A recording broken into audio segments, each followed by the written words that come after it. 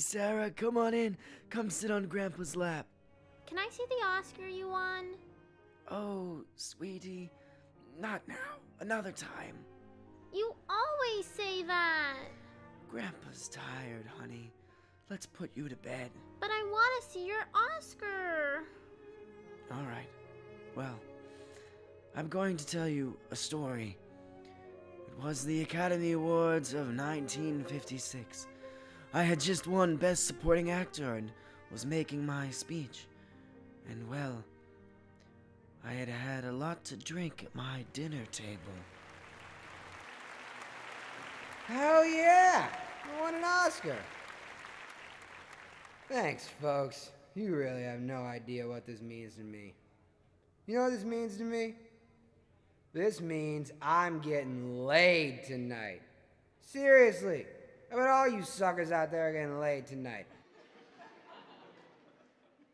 I won this Oscar, and I am going to cash in. No, sorry, but let's get real, folks. This night isn't about the Oscars. It's not about acting. It's not about the frickin' Academy. The frickin' Academy. I have no respect for the Academy. This bitch and its politics. This night is about getting laid. And I'm gonna show you what it looks like.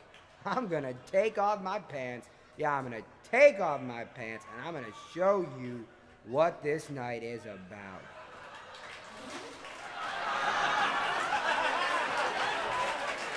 Good night, everybody. I love you. All right, folks. Thank you.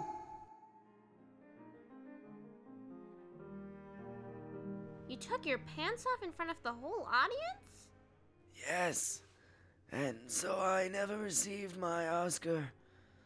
The Academy revoked it, you could say. They were not amused by my exhibition. So there's no Oscar? There's no Oscar. Oh, okay. Good night, Grandpa. Good night, my angel.